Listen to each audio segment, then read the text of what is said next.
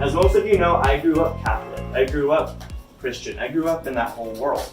And so I have found it to be fascinating to be at this particular stage in my development and to look at the Gnostic version of Christianity. Because it looks so radically different from everything that I grew up with. Okay? And I thought that this might be a nice platform to highlight it a little bit. So I know many of you are probably thinking, you're probably like, hey, what the heck is Gnosticism? What is that? Right? So let me go ahead and define that for us for the sake of this talk. So to give you a little history lesson, in the year 1945, a very profound archaeological discovery was made at the Nag Hammadi Library in Egypt, where they uncovered this set of codices. They uncovered this collection of writings. And when they went to decode these writings, they discovered that they were actually early Christian scriptures that never made it into the Orthodoxy because they were considered heretical. Okay? So many of you may have heard of the Gospel of Thomas. Raise your hand if you've ever heard of the Gospel of Thomas. Okay, so quite a few of you. I actually recently found out there was a Gospel of Thomas study group here. Was anybody in that? Yeah, interest. Okay, I want to pick their brains a little bit later. So that's the most well-known of these writings, okay? Now there are several other writings. There's the Gospel of Philip. There's the Gospel of Truth. There's the Exogenesis on the Soul. There's the Sophia of Jesus Christ. There's the Treatise on the Resurrection. There's all of these other writings. There's many more, okay? Gospel of Mary, yeah. Yes, that one also is one of the more popular Gnostic texts. And when you piece these writings together, they form this overarching cosmology. They form this overarching system of spirituality. And that is what I'm referring to when I'm referring to Gnosticism. Okay? And just to kind of clear this up too, there were other texts discovered outside of Nag Hammadi, like the Gospel of Mary Magdalene. But what was discovered at Nag Hammadi provides us with the largest archive of Gnostic literature thus far. Does that make sense? Okay, cool. And so the way that I'm using Gnosticism in relation to this talk is I'm using it as a lead-in into deeper levels of universal information. I am about to give a brief overview of Gnostic cosmology, okay? And this is going to be the weirdest, most bizarre version of Christianity that you have ever heard, okay? You might have thought the Catholics were weird, you know, or the Mormons were weird. Well, check out the Gnostics, okay? Because they're pretty far out. They're pretty weird. And, okay, I feel like I need to say this too before I go into this. What I'm offering here is a very simplified version of what they believe. So if you go to study this on your own, you're probably going to find it to be very complex and very confusing, and just as I did. Okay, so what I'm offering here is a very digestible version of it. Okay, so just keep that in mind. And yeah, I think that's what I want to say on that. So, okay. You guys ready? Ready. Okay.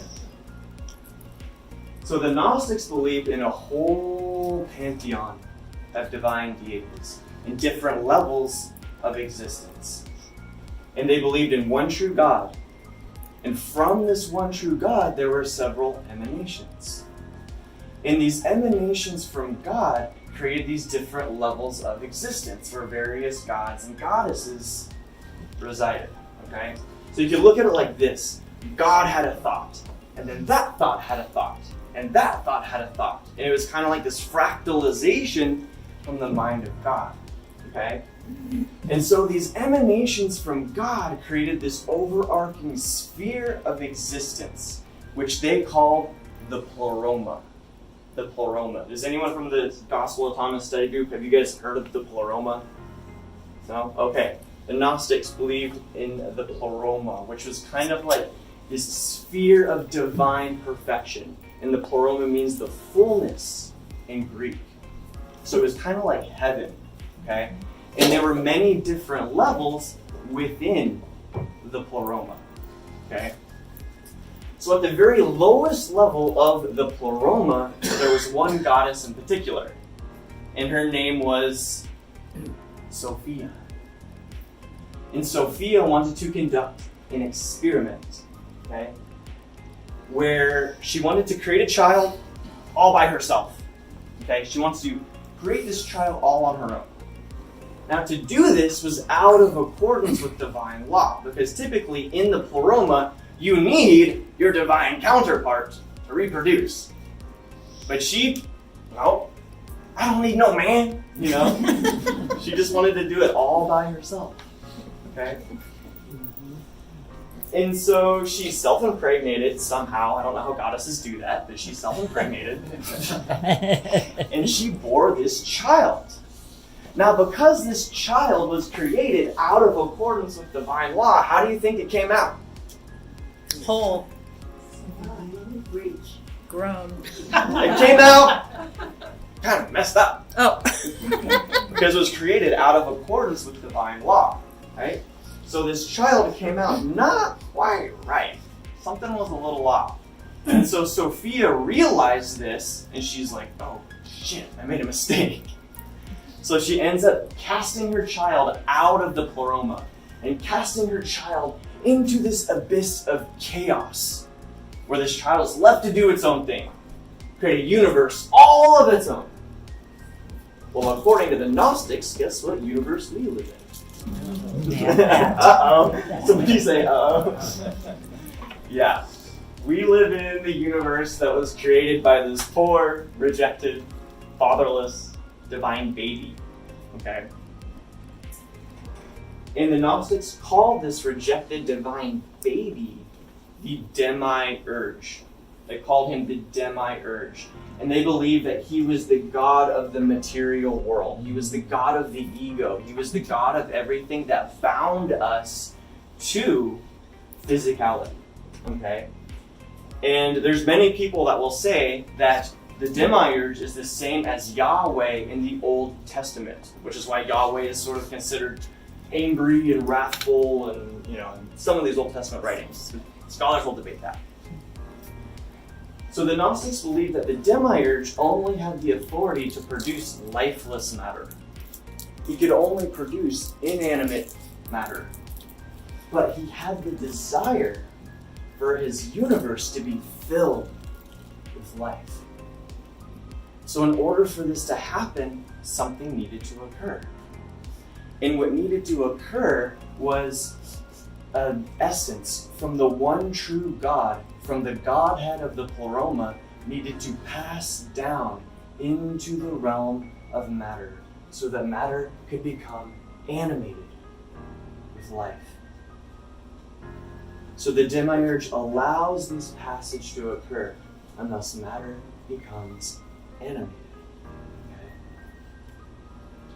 Now, according to the Gnostics, this is where human beings come from. So we have this divine spark, we have this divine essence within us. In other words, we have this very deep memory of God. We have this very deep memory of the Pleroma, of home. And we have this knowledge encoded innately within us of how to return back to the Pleroma. Now for me, when I read that, that really hit me. Because my whole life, I've always felt like I've had this deep memory of God, or of this place that felt like home. It always kind of felt like I was in two worlds at once. And whenever people would talk about God, there was always this familiarity. It's like, oh, I've been there before, I've tasted that. I'm just wondering, has anyone else feel like they've almost been there? There's this familiarity with God. You've tasted that before. Raise your hand. I want to see. If I'm alone out there. Okay. Good. Okay.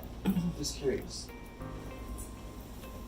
So the dilemma that we're in, according to the Gnostics, is that spirit is trapped within matter. And that the purpose of gnosis, or the purpose of knowledge, specifically knowledge of self, is to learn how to liberate spirit from the confines of matter. Okay? And then once you learn how to do this, then spirit wields power over matter. And so once you achieve a certain level of freedom, then you allow miracles to blossom in your experience. You also achieve a certain level of mastery, and inevitably you go back to the Pleroma. This is early Christianity. Pretty far out, huh? It's like the R-rated version of Christianity. Oh, Christianity, nobody told you that. But this is Christianity, so what are we missing? Who are we missing? Jesus! So what about Jesus, right? So the Gnostics, they kind of saw Jesus as this cosmic messenger who came directly from the Pleroma to relay gnosis, to relay this very deep, deep knowledge of self. And the Gnostics kind of saw him as this external embodiment of our own deepest knowing. It's pretty far out, huh? Mm-hmm. What do you think? Sounds about right. Sounds about right, right? I don't know, I think it's epic. It reminds me of like Star Wars or something. It's pretty cool. But okay, so we're looking at this. Now what the hell do we do with it? You know what I mean? It's like, okay, that's great, that's far out. Now, does that actually bear any relevance to our lives? What seed of wisdom can I take from that? Or is it all just crap? That's why it was lost for thousands of years. Just, nah. What do you think? Do you think there's something in this? Maybe? It's a symbolic model. It's a symbolic model, yes. And I'll tell you what stood out to me in this.